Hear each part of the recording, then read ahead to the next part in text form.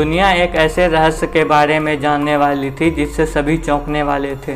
दुनिया के कई कोने में काली जादू की घटनाएं अचानक बढ़ने लगी। लोग गायब होने लगे, अजीब घटनाएं होने लगी और एक पुरानी रहस्यमयी किताब की चर्चा बहुत तेजी से होने लगी, जिसके बारे में माना जाता था कि वो काले जादू का सबसे बड़ा स्रोत है। इस किताब का नाम था रक्त मंत्रमाला, जिसके बारे में सदियों से कहा जा रहा है कि जो इसे पढ़ेगा उसकी आत्मा अंधकार में खो जाएगी।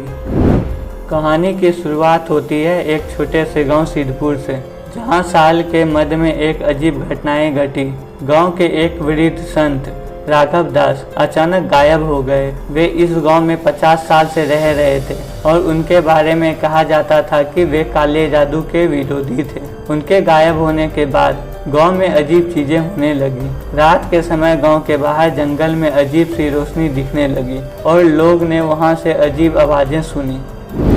एक दिन गांव के 4 युवक दोस्त आरव, नील, सारा और कविता, जो महंत राघव दास के बहुत करीबी थे, उनके गायब होने की तहकीकात करने का फैसला करते हैं। उनके पास एकमात्र सुराग था एक पुरानी डायरी, जो महंत जी के कमरे में पाई गई थी। डायरी में कुछ गुण मंत्र और संकेत थे जो काले जादू से जुड़े हुए थे। डायरी के अनुसार महंत राघव दास एक प्राचीन किताब रक्त मंत्रमाला की खोज कर रहे थे। यह किताब एक ऐसा खतरनाक ग्रंथ था जो सदियों पहले लिखा गया था और इसके बारे में कहा जाता है कि इनके पन्नों में अमरता और अनंत शक्ति के रहस्य छिपे हैं। परंतु इस किताब के साथ जुड़ा था एक खतरनाक श्राप, जो इसे पढ़ेगा उसकी मौत हो जाएगी या उसकी आत्मा किताब में कैद हो जाएगी। आरव और उसके दोस्त इस डायरी की मदद से रक्त मंत्रमाला की खोज शुरू करते हैं। उन्हें पता चलता है कि इस किताब की तलाश में कई तांत्रिक और जादूगर मारे जा चुके हैं या गायब हो गए हैं। उन्होंने महसूस किया कि महंत जी का गायब होना भी इसी से जुड़ा हो सकता है। जांच करते हुए वे एक अंधेरी रात में उस जंगल में पहुंचते हैं जहां से अजीब आवाजें आ रही थी। वहां उन्हें एक गुफा मिलती है, जिसके अंदर घुसते ही उनकी सांसें रुक जाती है। गुफा के अंदर एक बड़ा हॉल था, जहां दीवारों पर अजीबोगरीब चित्र बने हुए थे, जिनमें कुछ इंसान तांत्रिकों की तरह अनुष्ठान कर रहे थे और उनके सामने काले धुएं में घिरी एक रहस्यमयी किताब रखी थी, रक्त मंत्रमाला। हॉल के बीच में महंत राघव दास जैसी प्रतिमा खड़ी थी, लेकिन यह कोई प्रतिमा नहीं थी, बल्कि असली महंत जी थे, जो किसी जादू के प्रभाव में पत्थर बन चुके थे। आरव और उनके दोस्त जब पास पहुंचे तो गुफा में अचानक अजीब कंपन होने लगा और उनकी आंखों के सामने एक तांत्रिक प्रकट हुआ, अघोरी तांत्रिक महाकाल। महाकाल एक खतरनाक तांत्रिक था, जिसने रक्त मंत्रमाला को पाने के लिए कई अनुष्ठान किए थे।